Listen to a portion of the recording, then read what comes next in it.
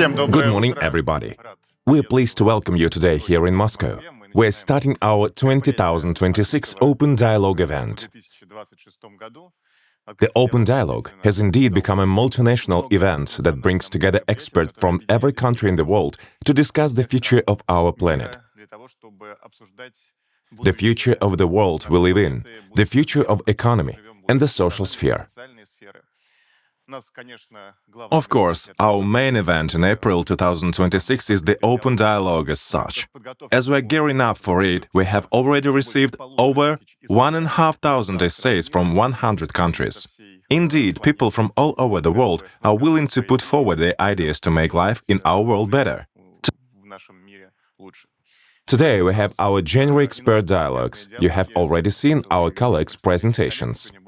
Today we're going to hear many interesting stories of how our world is changing. Together with our colleagues, we will discuss global trends. Why does it matter? Because understanding where the world is heading, where this economy and social sphere are heading, matters. It matters because we should be prepared for these changes. These changes should not catch us unawares. Instead, we should use them for the benefit of our countries and, crucially, for the benefit of people. So, let me dwell today on 5 global megatrends, and I will say right away that artificial intelligence will not be featured here as a separate megatrend. This is a topic with lots of hype surrounding it.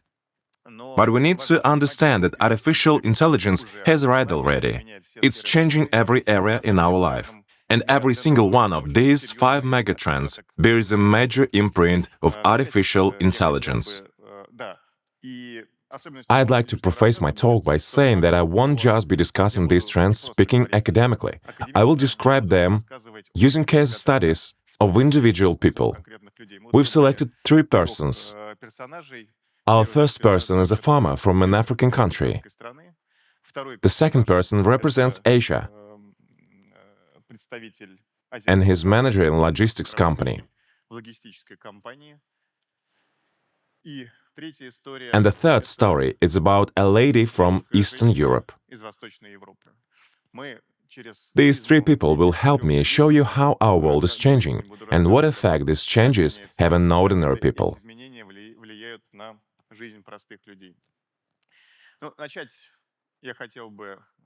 I'd like to start with a story of changes affecting globalization, of changes in the development of our world,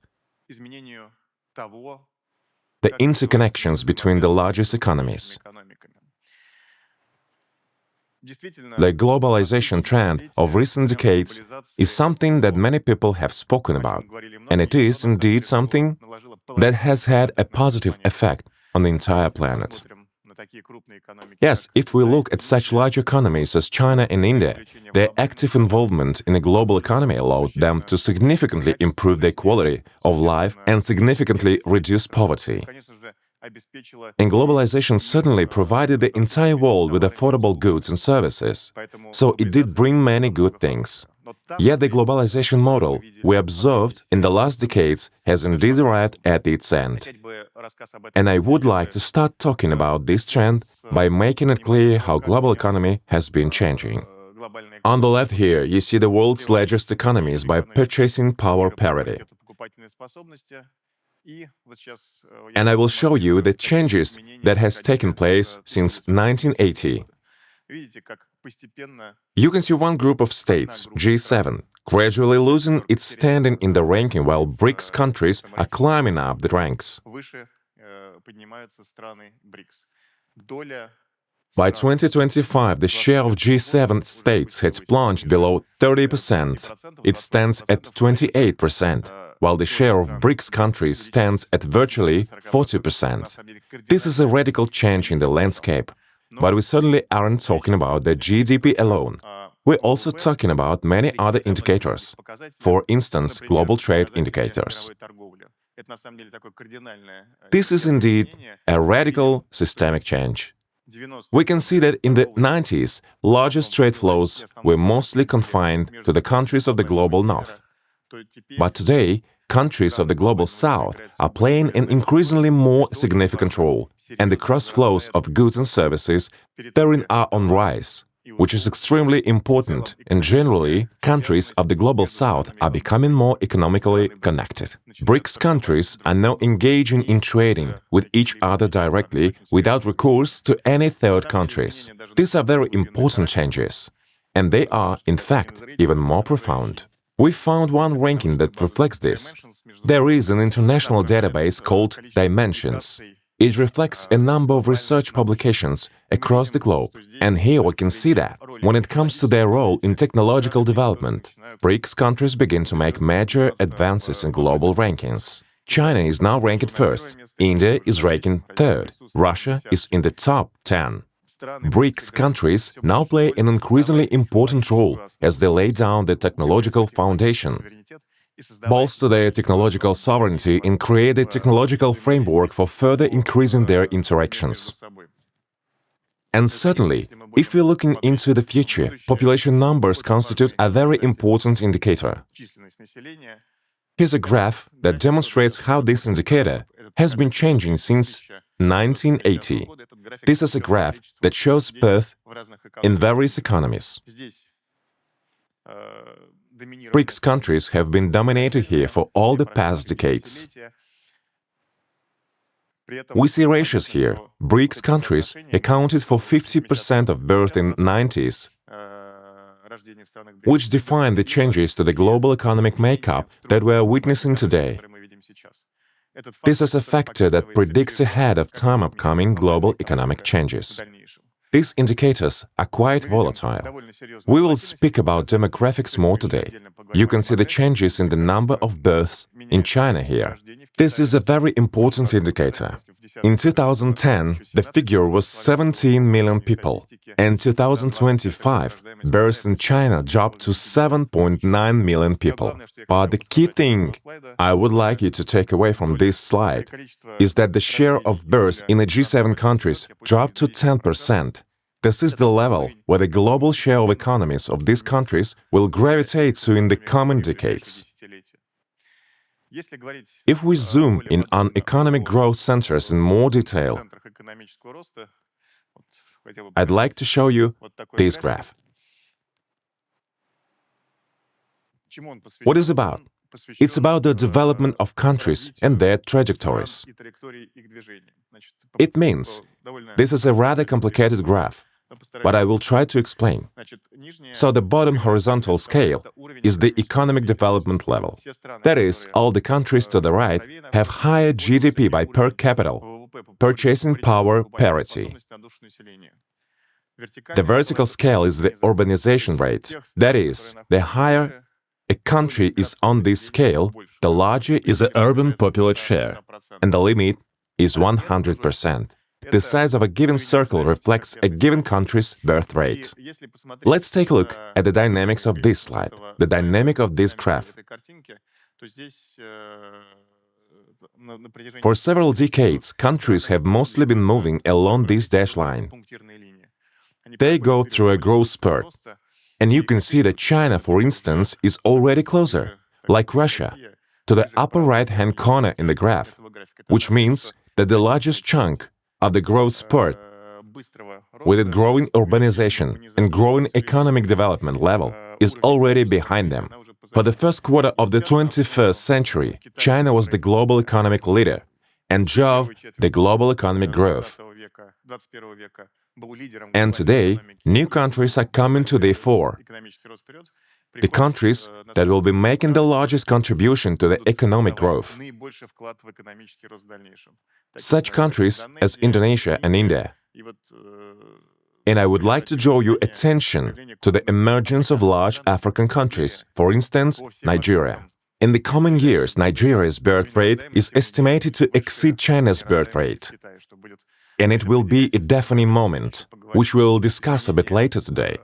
The changing population makeup in various regions. There's an event that seems to have taken place a long time ago, but it happened only 5 years ago. When the Ever Given blocked the Suez Canal, that event was taken in making the top uncertainty level in global economy and in global trade. Of course, it cannot compare to what we see today. And as we look back, we can only smile thinking that a tanker worried us so. If we look at the global uncertainty today, we can see that it has been hitting record levels. We keep hearing about sanctions, about tariffs, about geopolitical tensions, and about lots of other things. And the events transpiring today around the world, in fact, stem from the major change to the global makeup. Some leading countries are losing their standing both where the size of their economies is concerned, and crucially, where the role they play in the global development is concerned. Before, it used to be a purely unipolar world, with the United States as the world hegemon and determined every country's trajectory and its way forward. But today, we have a different picture entirely. And we're going to talk about that too. What's important here is an attempt to preserve. One's global leadership, in fact, produced the opposite result. The trends in the way the world changes, in the way the global economy changes, are straightforward and inevitable. Nothing can be done about them.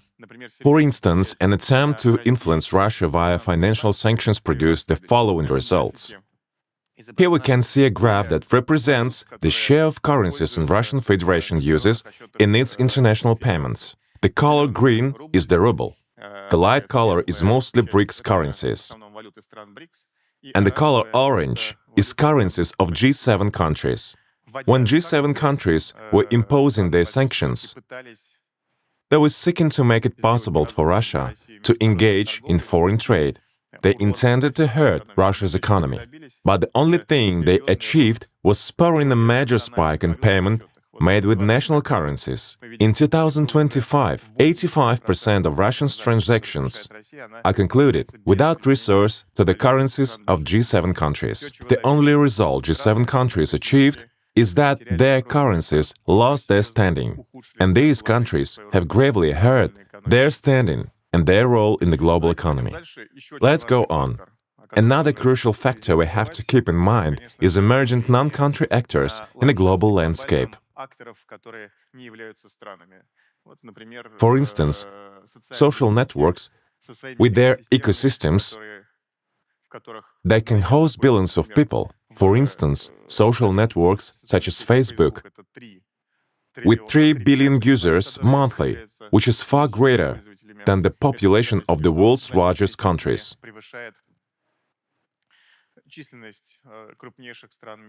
Clearly, these associations, these communications, these services on these platforms are a new factor that has a major effect on the global development and the geopolitical situation.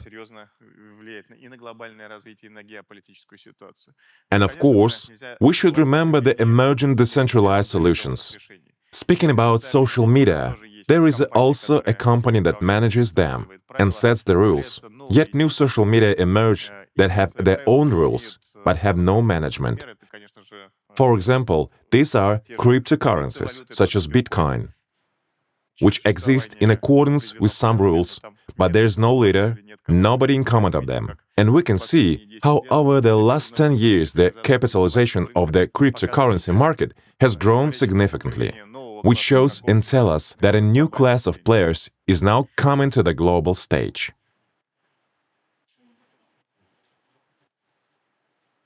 Well, as I said before, the globalization process we have seen in recent decades has actually come to an end. Yet it does not mean that globalization does not continue. It continues on the basis of different principles, and other countries are starting to lead in this process. We are truly moving away from a unipolar world. And in today's world, as we can see, one of the key words that we hear today is sovereignty. Only countries that possess sovereignty in the new world will be able to compete and lead the way in this multipolar development. Let me say something about sovereignty. In our classifications, this sovereignty has 3 levels. The highest level is the state level, which is the territorial integrity of country, its independence from powers of the state. It is the answer to the question, or will the country exist or not? The second level of sovereignty is the public sovereignty, meaning what the country will be like. Here, We're talking about the culture, values, history, language, and religion of the country. And the third level is socio-economic. It is about how the country will exist. Here we're talking about the technologies that we use, the production assets that we have, and the staff training systems. This is everything that largely defines all the things we use in our lives, the things we see around us every day. So the main point here is that any country needs all three levels of sovereignty if it wants to be a truly sovereign country and to pursue its own independent policy. You cannot lose one of these sovereignty levels and yet remain sovereign in general. The state, public, and socio-economic sovereignties combined are the three apexes in a triangle that support the country's overall sovereignty. Now, to sum up everything that I said in this first part, the whole world is essentially shifting from the being unipolar and it's becoming something different. And we try to describe it in broad strokes, speaking about the countries that are approaching sovereignty, and there are no fully sovereign countries in the world. Of course, the world's four largest economies in terms of purchasing power parity are in lead. These countries are China, United States, India, and Russia, which predominantly cater for their own sovereignty. It is very important, however, that new critical players are starting to emerge on the global map. Yes, there are major centers of economic growth. We have already mentioned Southeast Asia, for example, Indonesia. It is one of the world's largest economies, a booming country that is trying to shape its own sovereignty, and it's already playing an important role in terms of economic influence. We're now starting to see connected countries that play a key role. For example, one of such countries is the United Arab Emirates, which is one of smaller countries that find it difficult to ensure their complete sovereignty. Yet their role is to enable communication among large centers of sovereignty, among other economies, and standing at the junction of these paths.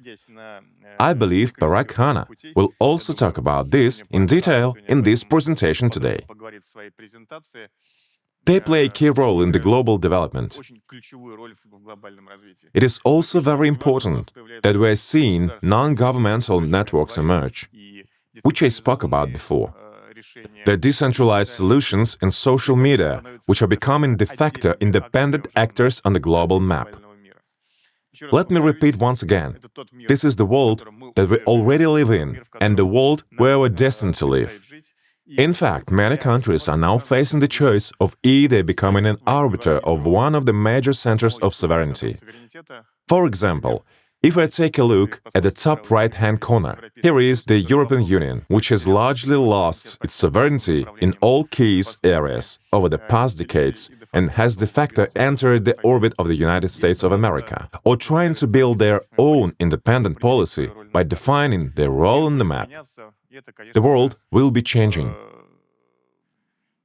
and we will certainly see this in our lives and in the life of our protagonists. Here I would like to tell you how the life of our African farmer will change. Africa is truly the most promising region in terms of economics and social development, especially in the second half of the 21st century. So this farmer's life will change for the better, because there are more logistical connections with major centers of economic growth, and he will supply more products to countries like China, Russia, and South Asia. Investments coming from new regions will strengthen interdependencies. This is how the economic changes of the African continent, the interdependencies with the BRICS nations that leads in the global economy, will drive the qualitative progression and qualitative improvement in the life of our men from Africa. Let's move on. The second trend I want to talk about is platformization of the global economy. This is actually a very important process. It is our common perception that a platform is some sort of phone application or some kind of website where you can register. Yet, in fact, this is a global transformation in the economic activity.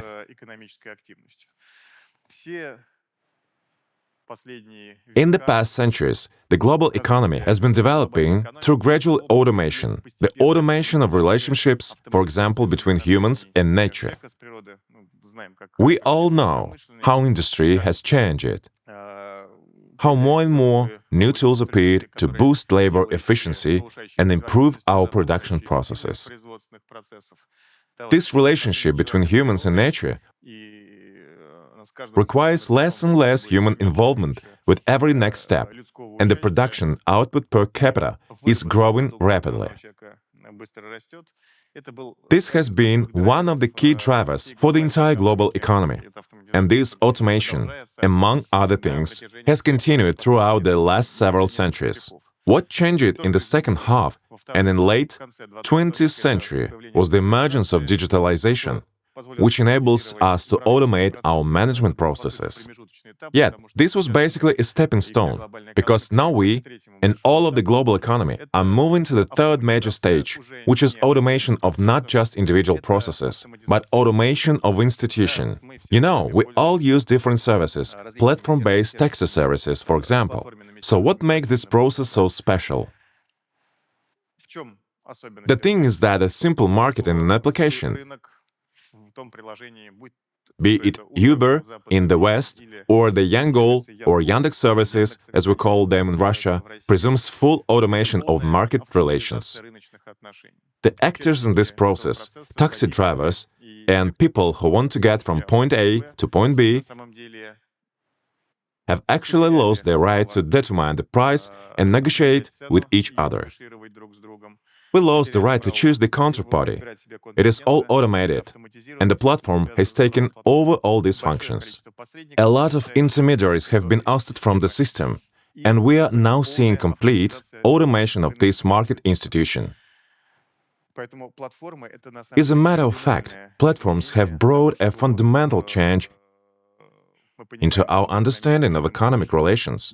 Indeed, they have substantially reduced the cost and enforced finding the right place, the cost of finding a verifying counterparty, and the cost of market entry for individual actor in the process.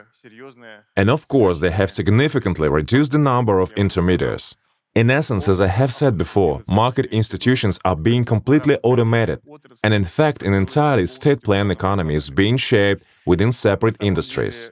As we all know, there is no such thing as pure market, and any businesses is a shift away from market relations, since it has rigid internal contracts and a strict hierarchy. Yet, in recent times, firms have traditionally had their limits. They have been unable to completely replace the market because of the main issues that they face in their operations. As Ronald Coase said in his famous theory of firm, every firm has its own limit. As a firm gets bigger, its internal costs rise very quickly.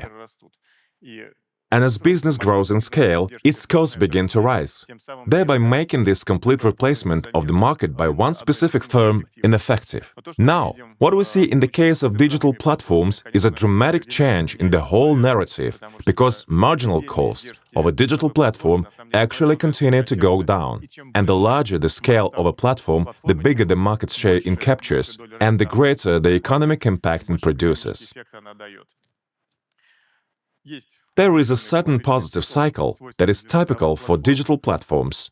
The bigger our ecosystem grows, the more participants we get, the more data we have in the platform, and more data result in a higher precision of our algorithms, better operational efficiency, better product, lower prices, better user experience, and this helps our ecosystem grow even bigger. As a result of this positive cycle, platforms that replace the entire market achieve maximum efficiency. Going back to the taxi example, if a large metropolis uses just one platform that encompasses all consumers and all service providers, this allows for maximum efficiency of the platform.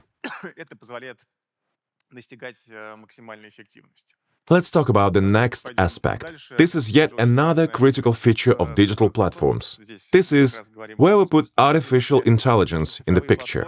Digital platforms are a tool that is best suited to the application of artificial intelligence. Complete digitalization of all data, big data. With all of this, AI can be used to improve product quality, fine-tune the algorithms, and make the platform a lot more efficient than simple market relations.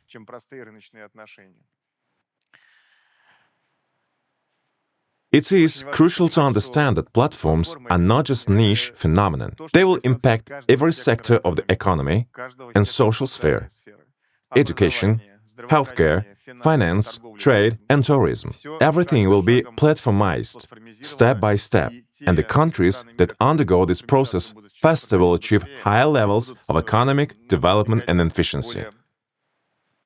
Высокого уровня экономического развития и экономической эффективности. Понятно, что Clearly, платформизация — platformization is not solely a positive force driving the economy forward. то, что будет двигать экономику вперед, но на самом деле It actually brings a whole set of problems. проблем. Есть у отдельных Some researchers use the term technological feudalism. Indeed, due to the monopolization of certain markets, the power of platform owners has increased dramatically, resembling the role of feudal lords in the Middle Ages. на роль феодалов, которые мы видели в средние века. И This creates a potential driver for rising inequality and income concentrations, exacerbating negative trends already present in many countries. во многих странах негативные тренды. Также, если мы Linking this to the early topic of globalization, we encounter a concept I'd like to highlight: видим и тот термин, который бы я хотел бы сейчас platform colonization. If a country lacks sovereignty, if it does not possess its own platform solutions, it is doomed to be merely a user of foreign platforms. What does this imply? It implies heavy dependence. You are forced to pay commissions fees that flow out of your country.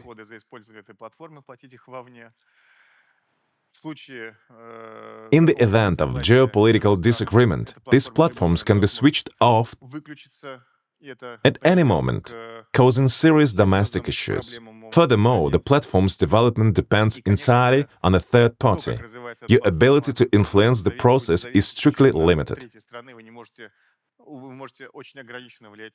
Essentially, centers of sovereignty can use this technological channel to exert significant influence on other nations, amounting to platform colonization. Therefore, it is vital to understand what level of platform sovereignty you possess in the new economy. It is zero sovereignty, where you depend entirely on foreign solutions. Basic sovereignty is when you establish, at the very least, an independent control circuit. The platform may originate abroad, but you migrate it within your borders to prevent a shutdown. It continues to function in any situation, even if a third part wants to disconnect it. However, at this level, you cannot develop or advance the technology yourself.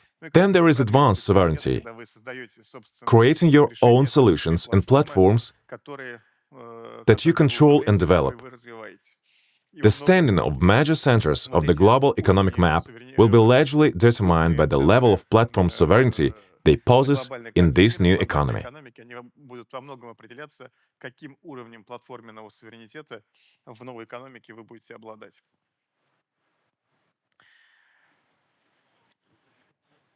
I'd like to conclude this section by returning to our character from Eastern Europe.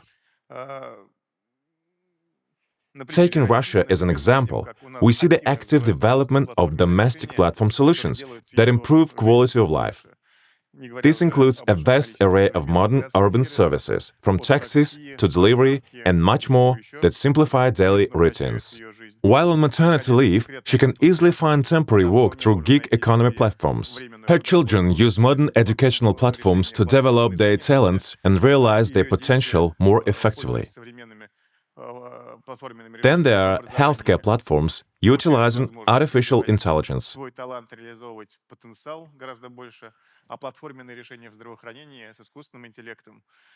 For those unfamiliar, I highly recommend studying the experience of AI implementation in Moscow's healthcare system.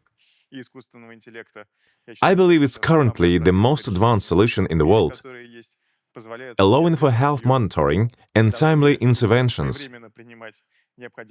to ensure she and her children stay healthy.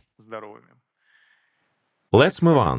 The third topic I want to touch upon is the financial sphere. In my opinion, very substantial changes lie ahead in the coming decades. Why do I think so? There are several factors. First is the state of public finances. The graph you see here shows the public debt and budget deficits of the G7 countries. You can see the accumulation of debt. At the turn of the century, it was around 80% of GDP. Now, it is nearing 130%. Crucially, the baseline trend is deterioration of budget balances. This stems from various causes, including objective tendencies like demographic shifts, which we will discuss today. Demographic trends are driving up budget expenditures, while the tax base is under pressure, worsening the fiscal situation. It is important to understand that the traditional financial system, based on creating new money and debt within the commercial banking sector, has reached a certain limit of their financing, as shown in this graph. If we look beyond the public sector, the situation is even grimmer. The limits of debt accumulation are visible, meaning the creation of debt-based money as a global economic driver is slowly coming to an end. We constantly talk about debt, but the flip side of debt is always assets. As debt accumulates, so do assets.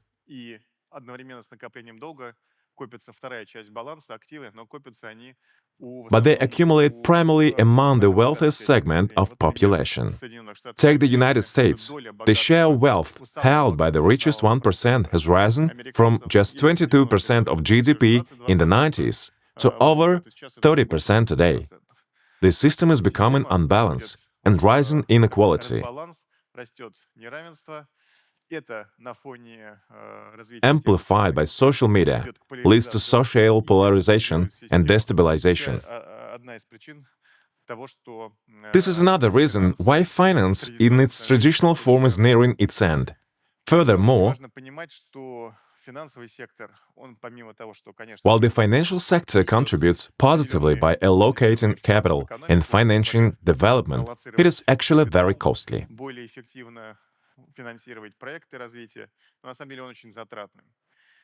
Look at this graph showing the cost of the United States financial sector to the global economy. The entire world currently pays more than 2% of global GDP, giving 2% of income to the American financial system for the payment and investment functions it performs. In its current form, it is an extremely expensive institution. As a former employee of global banks, I know there is significant inefficiency. The incomes earned by financiers do not correspond to their actual contribution to the global economy. This burden is excessive and will obviously drive change. Additionally, as we discussed, the excessive sanctions, tariffs, and other barriers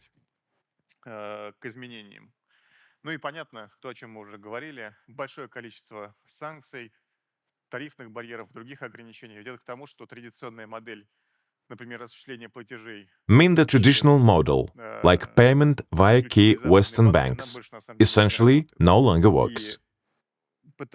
By attempting to weaponize the financial system, the West is actually destroying it very quickly. New connections are emerging, both in traditional formats and through decentralized systems and cryptocurrencies, shifting function, like the payment function, away from the traditional banking system.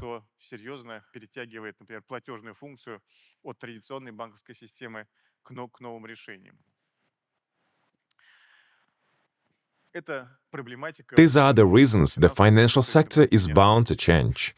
The second major factor is the arrival of three technologies. First, there is blockchain, which allows for automated, verified transactions without human intervention. Second, there is artificial intelligence. And third, there are platform solutions. Their technologies are already mature and will fundamentally alter how the financial system operates. Here is a slightly academic slide on the economic functions performed by different segments throughout the 20th and early 21st centuries. It is important to note that commercial banks handle payment services, created new money, and allocated capital.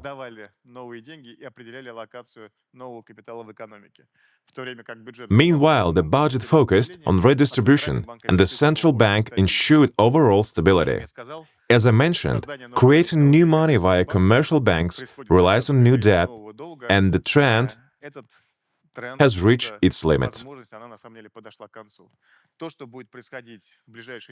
In the coming decades, these three functions will migrate from commercial banks to either the state or decentralized finance system.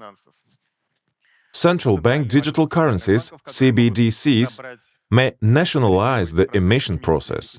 Currently, commercial banks handle emission, but CBDCs could return these to the state level,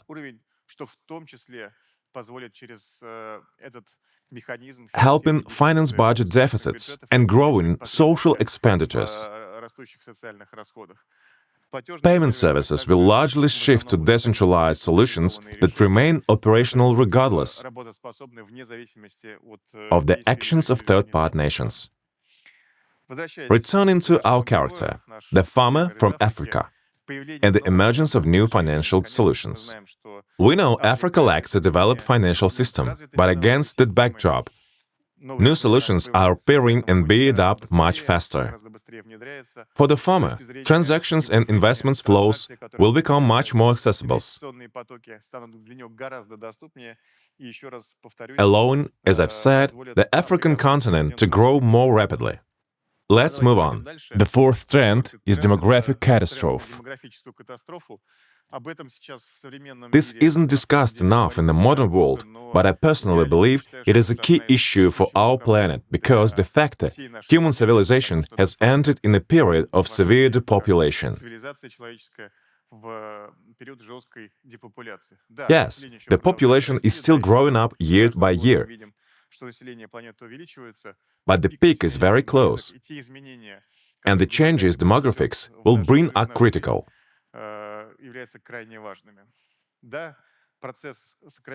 The decline in total fertility rate has been ongoing for a long time, but we have now reached the point where it has fallen below the replacement level. We have dropped below this statistical waterline, meaning humanity is entering a zone where our expansion on the planet ceases and gradual contractions begins.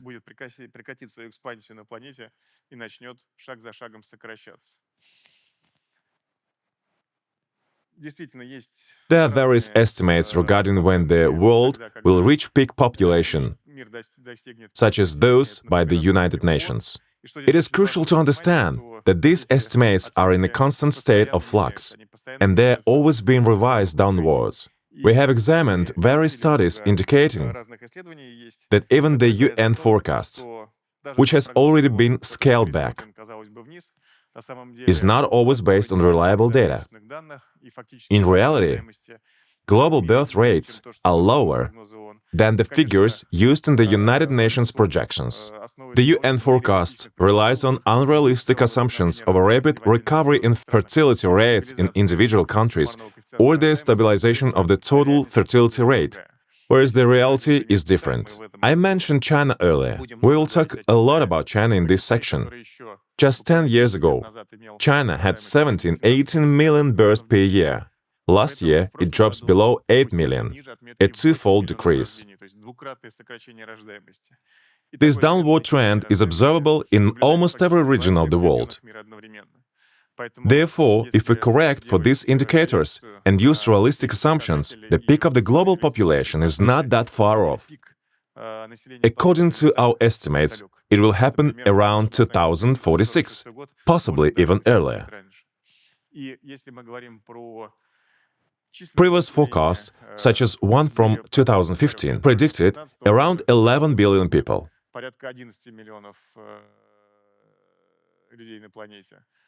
A medium forecast from a couple of years ago suggested a peak of just over 10 billion in 2085.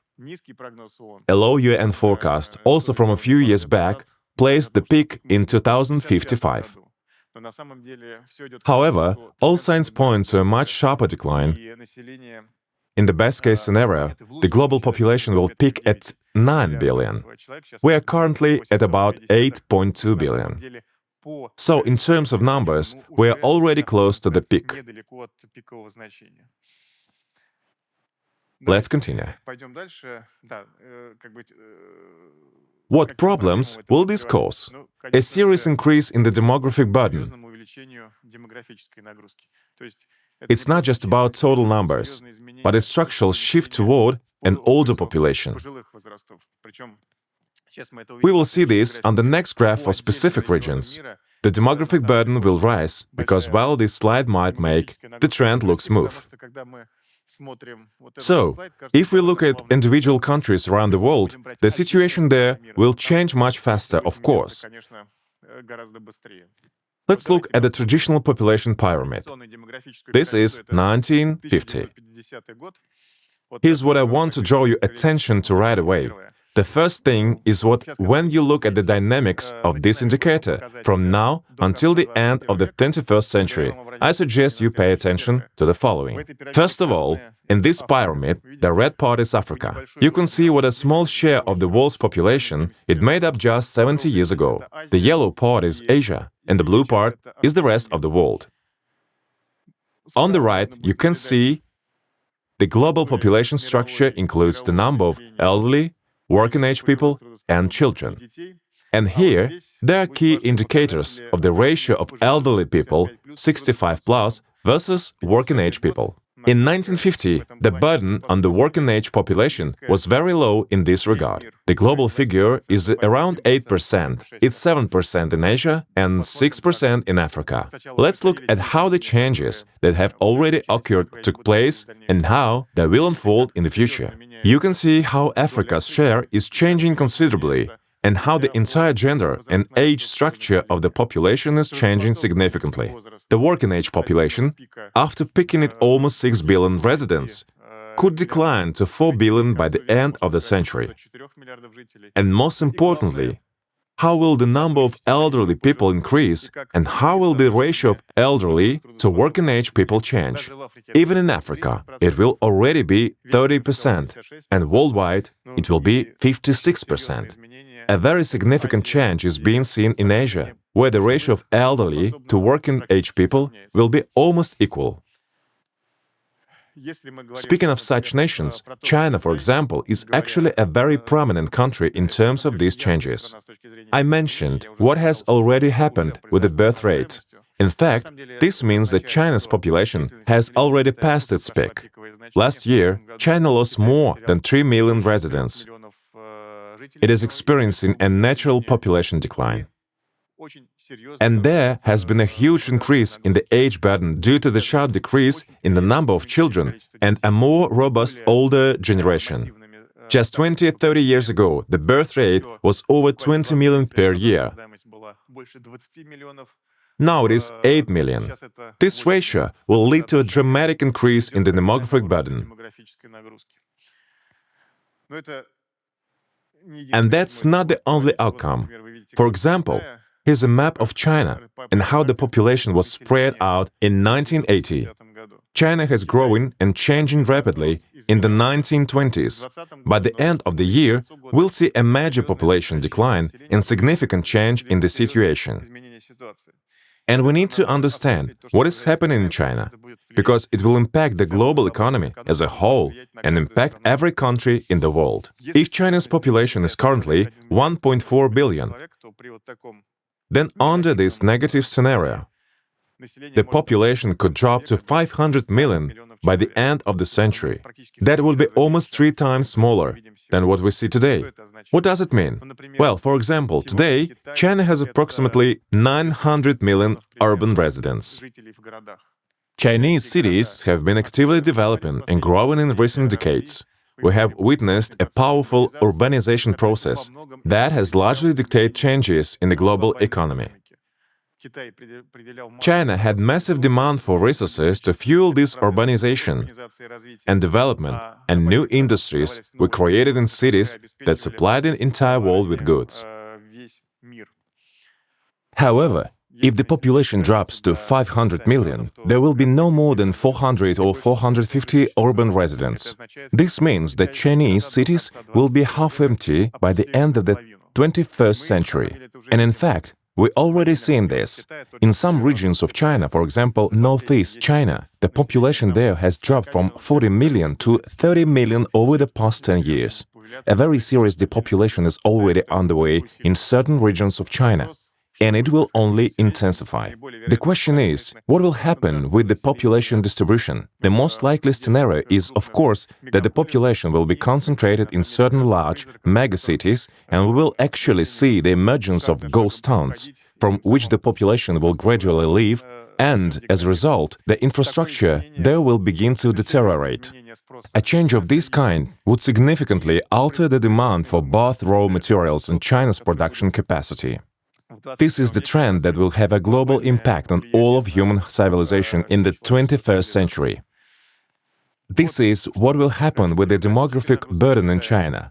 It's essentially the pyramid we saw in 1980, which largely predetermined the active development that we saw in China in 2090s and in 2000s, with a large working-age population and a small elderly population.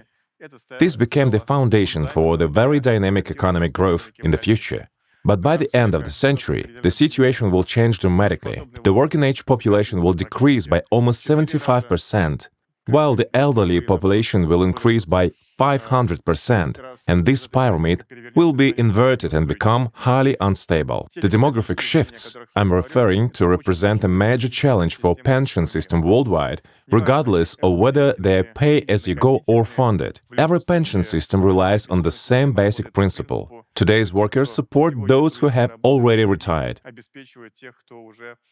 When the balance between these groups changes, the output generated by the working-age population may no longer be sufficient to sustain the expected standard of living for future retirees.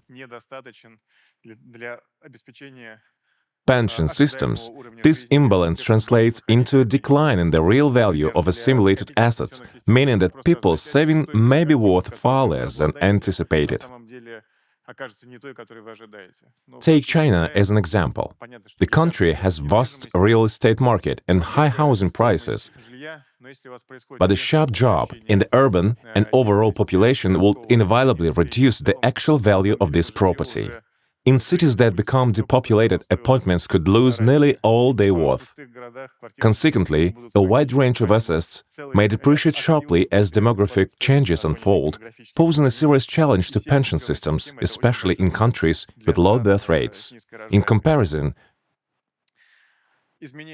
demographic and social changes in the European Union tend to be more gradual and less severe than those projected for China. Even so, available projections show that government spending on pensions, healthcare, and long-term care will rise substantially, while education budget will contract due to the decline in the number of children. But in general, the surge in demand for public funding and social services will define the fiscal landscape. This brings us back to the financial dimension. Budgetary pressures, rising deficits, and the need of additional funding. All these dynamics are closely interlinked and will inevitably influence one another. Ultimately, demographic trends will expert a profound impact on the financial sector through this interconnected channel.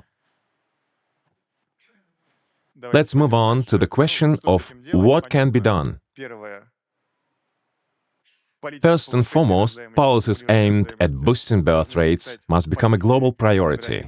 Supporting families and children should be at the center of every national agenda, because without these efforts, as I mentioned earlier, the planet will inevitably face gradual depopulation.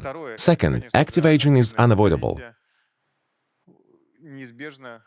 Both personal aspirations and economic needs will drive older adults to remain active longer, making this a defining feature of modern societies. While we often focus on the negative sides of demographic change,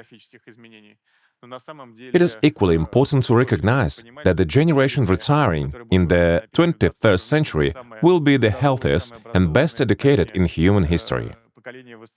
As a result, their contribution to the economy, and indeed the contributions of all of us who approach that stage of life, will be far greater than those previous generations. The third key factor is the rise of automation, robotics, autonomous systems, artificial intelligence, and digital platforms. These technologies will be crucial for driving productivity growth, since without them, it will be impossible to sustain sufficient levels of economic activity and output. And finally, the last trend. Here, let's us return to our character from Asia, whose circumstances are perhaps the most challenging of all.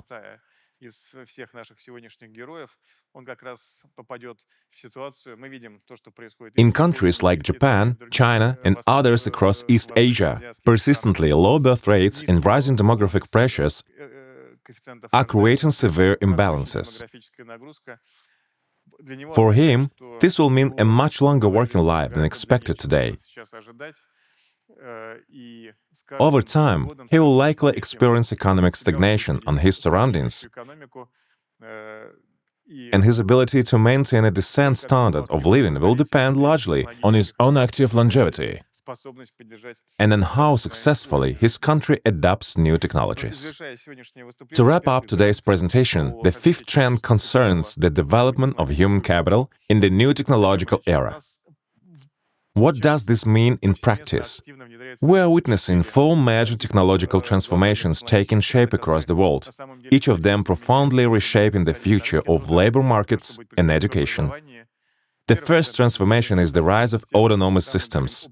Automation, driverless vehicles, self-operating transport, and autonomous technologies across all sectors is set to revolutionize the structure of employment. The second transformation involves digital platforms, which we already discussed. Platform-based work represents a new model of employment. It is not traditional full-time work, but rather ongoing, project-oriented engagement, where workers participate in multiple projects across various platforms. The third transformation is, of course, artificial intelligence. AI will transform economic activity in an entirely new way. Unlike automation, which, as I mentioned, emerged long ago in human history and merely replaced one type of job with another, artificial intelligence will fundamentally reshape the structure of occupations. Entry-level and routine positions will sharply decline, while the demand for mid-level professionals will expand significantly.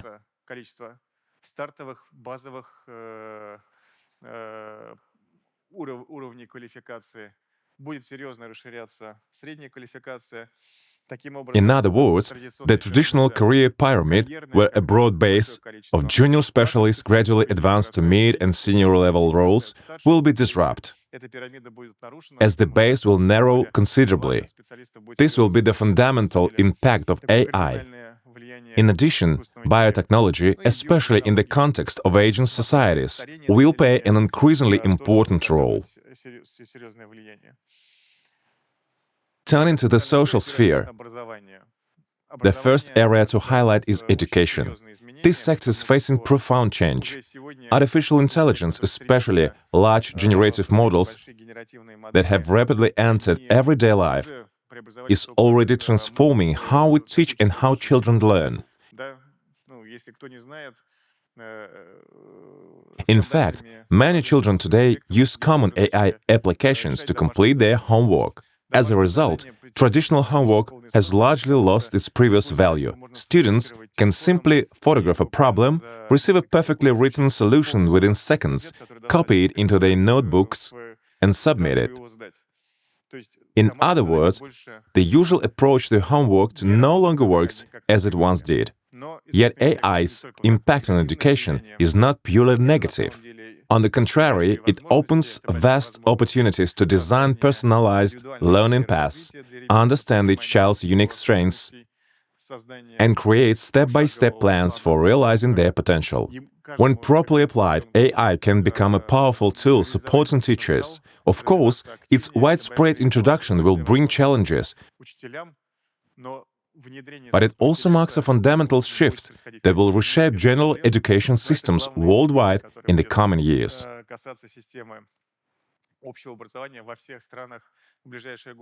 The countries that succeed in creating the right technological platforms, those that integrate AI to assist, not replace teachers and do empower rather than hinder students, will gain a decisive advantage. By reforming their educational processes so that meaningful learning cannot be bypassed by automation, such countries will significantly enhance the quality of education and achieve a major leap forward.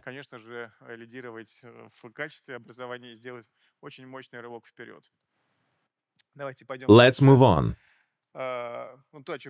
The changing structure of the labor market that I've mentioned, the gradual replacement of entry-level positions, is precisely what we'll explore further today.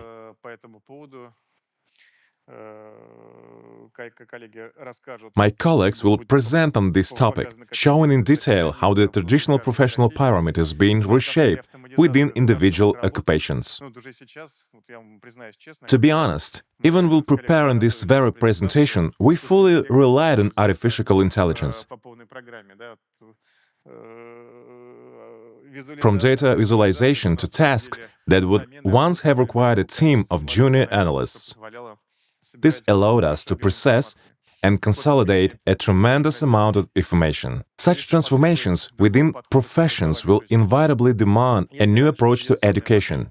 In the past, a typical career path began with graduation from university, followed by an initial job, where one gained experience and gradually advanced. Yet it is precisely these early career stages, the abundance of junior positions providing first-hand experience, that will increasingly disappear from the labor market. Therefore, education system will need to shift focus. Instead of training graduates for entry-level roles, they must prepare them to operate at the mid-level of professional competence from the start. This represents a profound challenge and major systemic shift.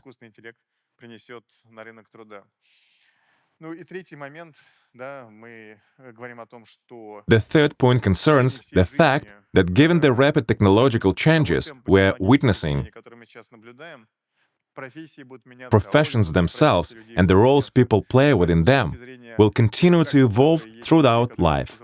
Therefore, the key qualities required to build a successful career in this new world are adaptability and the capacity to adjust quickly as every profession undergoes transformation. It is no longer sufficient to complete a university education and rely on that knowledge for an entire lifetime. That model no longer works. Instead, continuous learning, flexibility, and the ability to master new tools and technologies will become essential lifelong skills. In short, both education and labor market, as I've emphasized several times today, will face profound change across the entire social sphere. Healthcare will also transform through digital platformization and the integration of artificial intelligence, which will be critical for boosting healthcare system efficiency and ensuring active longevity in this new demographic era. Speaking of our characters and the impact of social transformation, let's start with Africa. The introduction of new AI-based platform solutions will enhance both education and healthcare systems across the continent, enabling Africa to take on a leading role in the emerging global landscape. Demographically, the region's population structure will be a decisive factor. The world of the future will not only face a high demographic burden, but also a fundamental shift in balance. The majority of the global working age and young population will live in Africa. The future of humanity, to a great extent, depends on how successfully the African continent realizes its immense potential. Turning to our second character, a woman from Eastern Europe. The story is different but equally promising. The introduction of digital platforms in social sphere, education and healthcare, many of which are already being implemented today, will significantly improve her quality of life, enhance her children's educational opportunities, and make healthcare more effective and accessible. In short, her everyday life will markedly improve. As for our third character, a manager from Asia, his professional landscape will change dramatically. The emergence of logistics platform will transform demand for specialists in his field, requiring him to retrain, adopt new technological tools, and acquire fresh skills. He will need to adapt to a rapidly changing environment shaped by deep demographic shifts. I'd like to thank everyone for being here today and for sharing this hour with us as we discuss these ideas and reflections. To conclude, let me leave you with one key thought. The world has entered a period of profound and far-reaching transformation, driven by advances in technology, shifts in global finance, demographic change, and many other forces. It is therefore crucial that governments, businesses, and individuals alike prepare for what lies ahead. If we understand these changes, embrace them, and adapt ourselves to the new reality, the future will belong to us, rather than us belonging to the future. Thank you all once again for your attention. As I mentioned, we have several fascinating presentations coming up next. I was just about to invite our next speaker. I believe we'll not have a brief announcement before we continue.